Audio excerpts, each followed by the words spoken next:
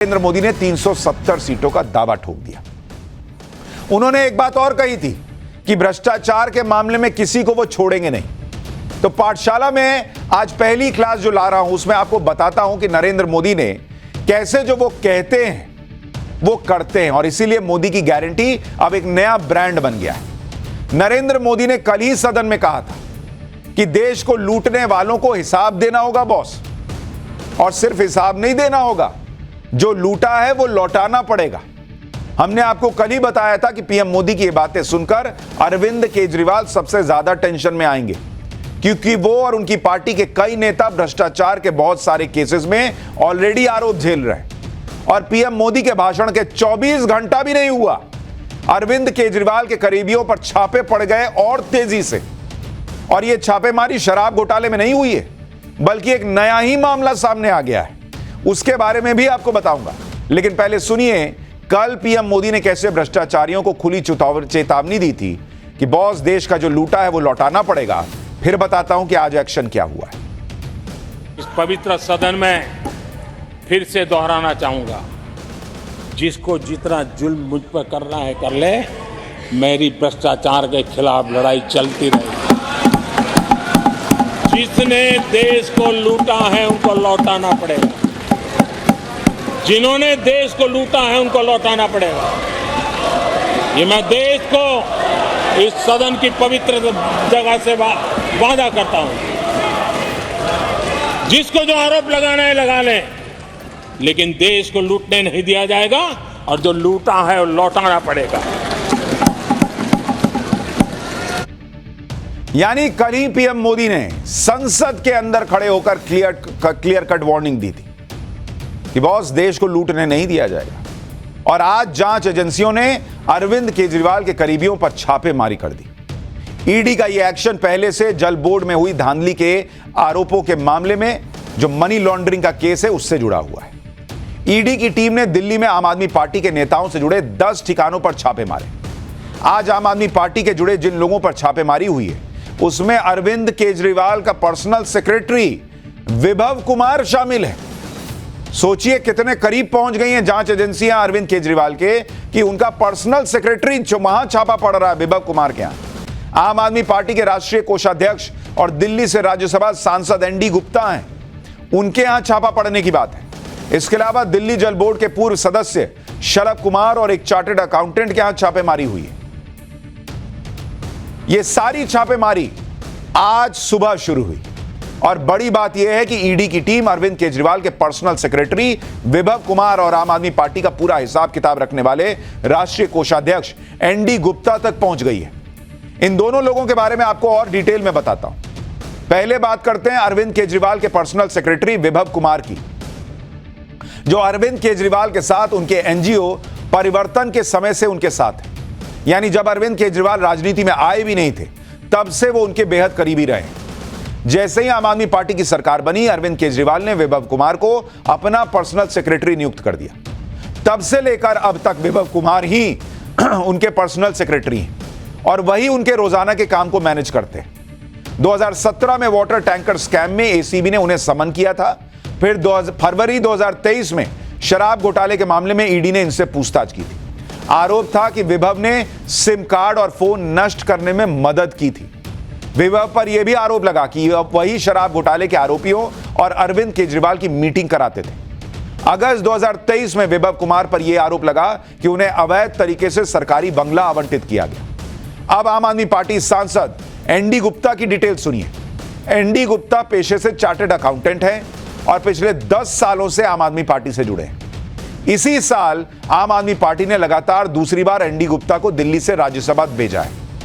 अब यह कहा जा रहा है कि जब ईडी केजरीवाल के पर्सनल सेक्रेटरी और आम आदमी पार्टी के कोषाध्यक्ष तक पहुंच गई तो केजरीवाल का भी नंबर जल्द आ सकता है, जो शराब घोटाले में ईडी के संबंध को बार बार इग्नोर कर रहे हैं।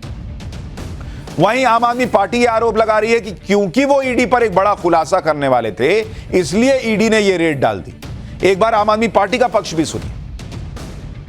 इस एक्सपोजे को रोकने के लिए, आम आदमी पार्टी को डराने के लिए, आम आदमी पार्टी को चुप कराने के लिए आज सुबह 7 बजे से ही आम आदमी पार्टी से जुड़े हुए लोगों के घर पर, आम आदमी पार्टी के नेताओं के घर पर ईडी की रेड शुरू हो गई है। मैं प्रधानमंत्री नरेंद्र मोदी जी को, भारतीय जनता पार्टी को और उनकी एजेंसियों को जो ईडी और सीबीआई हैं, ये बताना चाहती हूं कि आम आदमी पार्टी आपकी धमकियों से डरने वाली नहीं है।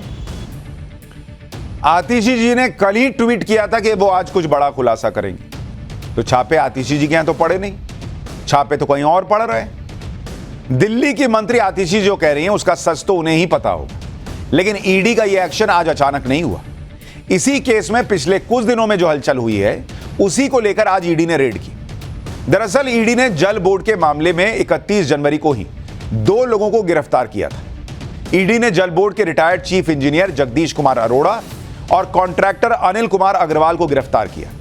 जगदीश कुमार अरोड़ा वो व्यक्ति हैं जिन पर यह आरोप है कि उन्हीं के चीफ इंजीनियर रहते हुए जल बोर्ड में घोटाला हुआ, और अनिल कुमार अग्रवाल वो व्यक्ति है जिस पर आरोप है कि उसने जगदीश कुमार अरोड़ा को 3 करोड़ रुपए की रिश्वत दी। तो इस मामले में 2 बड़ी गिरफ्तारी होने के बाद तब ईडी ने अगला एक्शन लिया है, और हो सकता है ईडी को इन लोगों से पूछताछ में कोई बड़ी जानकारी मिली हो।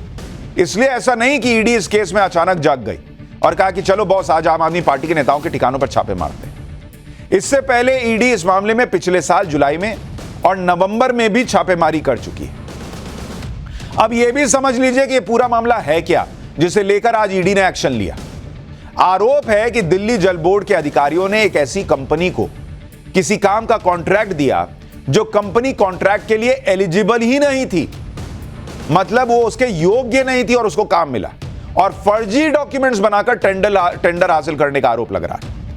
आरोपों के मुताबिक जल बोर्ड के अधिकारियों ने एनकेजी इंफ्रास्ट्रक्चर लिमिटेड को करीब 38 करोड़ रुपए में इलेक्ट्रोमैग्नेटिक फ्लो मीटर की इंस्टॉलेशन, सप्लाई और टेस्टिंग का टेंडर जारी किया।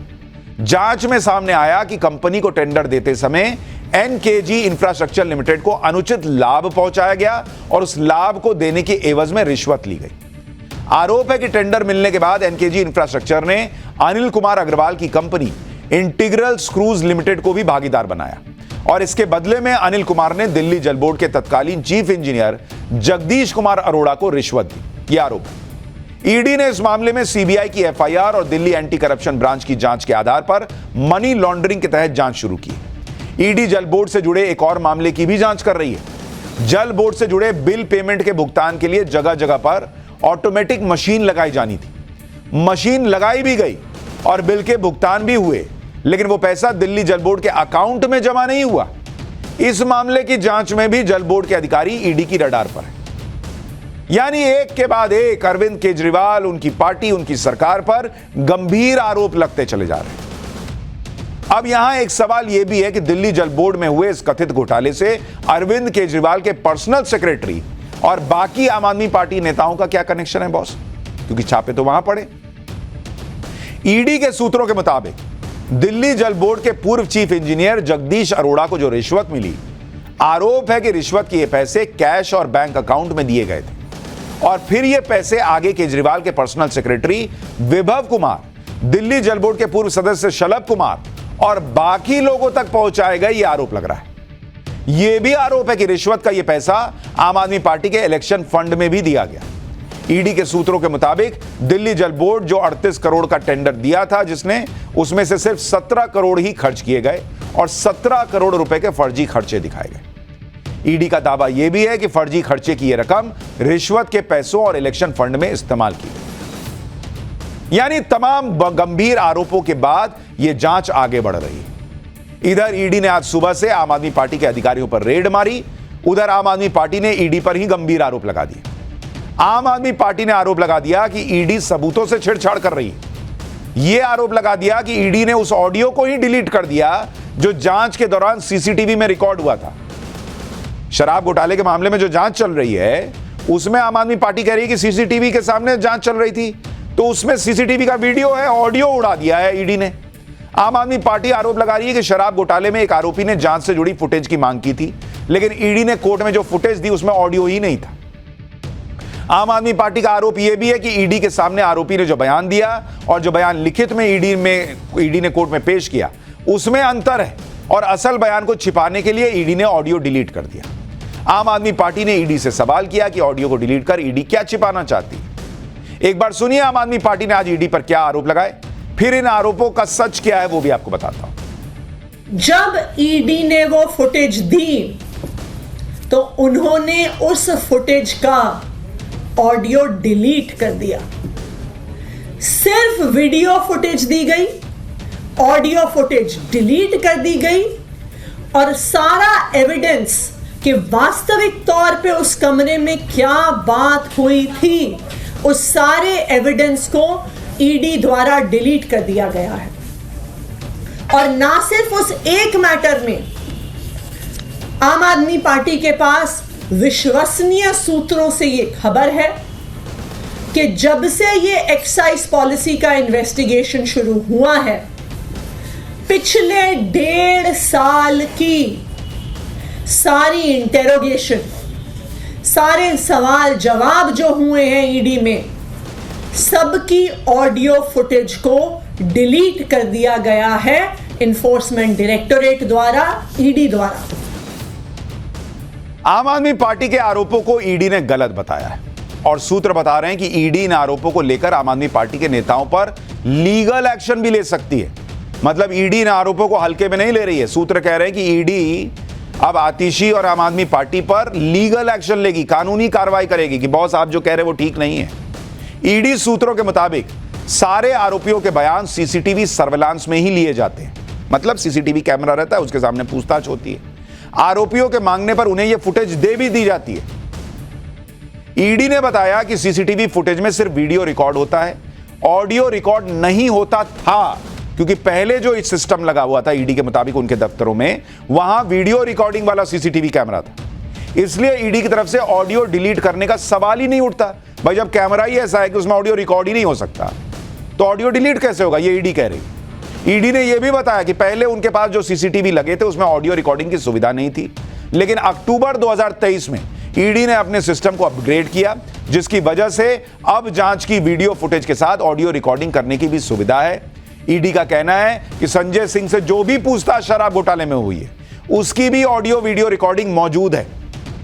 यानी आम आदमी पार्टी जो कह रही है और ईडी जो तर्क दे रही है, दोनों मैच नहीं होते। और आम आदमी पार्टी जो आरोप वैसे भी सालों से लगाती है, उसका कोई पुख्ता सबूत कभी नहीं दे पाती। भाई जहां से इनकी पॉलिटिक्स शुरू हुई, ये लिस्ट देखिए, ये सब घोटालेबाज हैं, कोई सबूत दिए थे और आज तो उनके साथ फोटो भी खिंचा ले रहे हैं। शराब घोटाला हो या जल बोर्ड से जुड़ा घोटाला हो, या आम आदमी पार्टी हर घोटाले को राजनीतिक बदला कहकर खारिज कर देती। लेकिन आप देखिए कि जो पार्टी राजनीति को बदलने के लिए आई थी, उसके नेता कैसे कई केसेस में आरोपों में फंसे हुए।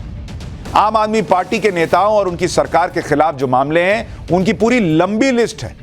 आप सोचिए कि जो लोग पॉलिटिक्स बदलने आए थे बॉस, और इन पर आरोप देखिए, मतलब इतना तो शायद ही किसी एक जगह की सरकार या नेता पर इस तरह का आरोप हो।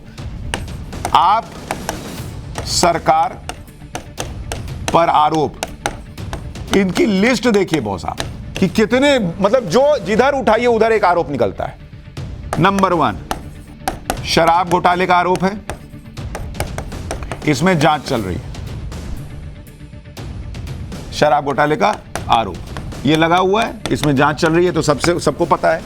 इसके अलावा शीश महल केस, ये तो किसी से नहीं छुपा है। शीश महल हमने तो पूरे विस्तार से आपको दिखाया था, सीबीआई की जांच चल रही है। तीसरा मोहल्ला क्लिनिक, मोहल्ला क्लिनिक, इसमें भी जांच चल रही है मोहल्ला क्लिनिक को लेकर। यहां सीबीआई जांच कर रही है। इसके बाद क्लासरूम बनाए, उस क्लासरूम को लेकर आरोप लगा हुआ है कि क्लासरूम बनाने में गड़बड़ी हुई है, यहां विजिलेंस की जांच चल रही है। उसके बाद वाटर बिल, इसकी जांच चल रही है, यहां एसीबी एंटी करप्शन ब्यूरो जांच कर रहा है। उसके बाद देखिए छठा, जल बोर्ड वाला, जिसके बारे में आपको बता रहा हूं, जल बोर्ड टेंडर वाला जो अभी आपको पूरी जानकारी दी, उसमें जांच चल रही है, ईडी जांच कर रही है। उसके बाद सुनिए वाटर टैंकर स्कैम, यह आरोप लग रहा है। मतलब कोई ऐसा एरिया छूटा नहीं है जिसमें इन पर आरोप ना हो, यहां एंटी करप्शन ब्यूरो जांच कर रही है। वक्फ बोर्ड भर्ती घोटाला, वक्फ बोर्ड भर्ती घोटाला, इसको लेकर आरोप लगा हुआ है, इसकी ईडी जांच कर रही है। बॉस आप देखिए ना क्या छूटा है, और ये लोग राजनीति बदलने आए थे, हर चीज में आरोप लगा हुआ है। कहीं ईडी जांच कर रही है, या कहीं एंटी करप्शन ब्यूरो जांच कर रहा है, कहीं सीबीआई जांच कर रही है। इन्हीं घोटालों की लिस्ट को लेकर अब बीजेपी ये कह रही है कि आम आदमी पार्टी ने दिल्ली को वेंटिलेटर पर डाल दिया है। कुछ लोगों ने दिल्ली को वेंटिलेटर पर डाल दिया है और लगातार दिल्ली को अव्यवस्थित करने के लिए जो लोग जिम्मेवार हैं, भ्रष्टाचार और ड्रामा जो है वो घंघोर है और इनकी जो मैनेजमेंट की व्यवस्थाएं हैं वो कमजोर हैं। तो एक तरफ आम आदमी पार्टी है, नरेंद्र मोदी ने कल ही कहा था कि भैया कहीं गड़बड़ी दिखेगी हम छोड़ेंगे नहीं, तो वहां तो दिल्ली में एक्शन दिख रहा है। दूसरी तरफ जिनके आम आदमी पार्टी के नेता तो कई बड़े जेल में भी हैं और कईयों का नंबर आ सकता है। आम आदमी पार्टी की तरह ही ममता बनर्जी की पार्टी के कई नेता भी जांच एजेंसियों के रडार पर हैं और उनका भी कभी भी नंबर आ सकता है। अभी ममता बनर्जी की पार्टी से जुड़े 14 नेताओं के खिलाफ जांच चल रही है, 14। इसमें टीएमसी के सांसद शामिल हैं, विधायक शामिल हैं, बंगाल सरकार के मंत्री शामिल हैं। इन नेताओं के खिलाफ सीबीआई और ईडी की जांच चल रही है। केंद्रीय गृह मंत्रालय ने जनवरी में ही ईडी के लिए सेंट्रल फोर्स की एक और कंपनी दे दी है, जिससे यह संकेत मिल रहे हैं कि पश्चिम बंगाल में ईडी का एक्शन और तेज हो सकता है। टीएमसी के सीनियर लीडर्स में पूर्व शिक्षा मंत्री पार्थ चटर्जी, बीरभूम से पार्टी के जिला अध्यक्ष रहे अनुव्रत मंडल, पूर्व मंत्री ज्योतिप्रिय मलिक, टीएमसी विधायक मणिक भट्टाचार्य ऑलरेडी जेल में। इसके अलावा ममता बनर्जी के भतीजे अभिषेक बनर्जी भी कोयला तस्करी के आरोपों के मामले में ईडी की जांच का सामना कर रहे हैं। अगर आने वाले दिनों में बंगाल में ईडी का एक्शन तेज हुआ तो लोकसभा चुनाव से ठीक पहले ममता बनर्जी और केंद्र में मोदी सरकार के बीच टकराव और बढ़ सकता है। दिल्ली में आम आदमी पार्टी की तरह ही बंगाल में ममता बनर्जी के नेता भी अलग अलग स्कैम में जांच में फंसे हुए हैं, जैसे शिक्षक भर्ती स्कैम, यह आरोप लगा हुआ है, कोयला तस्करी स्कैम, गो तस्करी scam, municipal recruitment scam, ration distribution scam, flat बिक्री स्कैम। और ये घोटालों की लिस्ट नहीं, घोटालों के जो आरोप हैं उनकी लिस्ट है। इस तरह स्कैम के आरोपों की एक लंबी लिस्ट है। तो इसलिए नरेंद्र मोदी ने जो कहा, भाई काम के लिए वो कहते हैं कि करूंगा, कहूंगा तो करके दिखाऊंगा। वैसे ही उन्होंने संसद में कल कहा कि जिन पर भ्रष्टाचार के आरोप लग रहे हैं उन्हें छोड़ूंगा नहीं, वो भी जमीन पर होता हुआ दिख रहा है।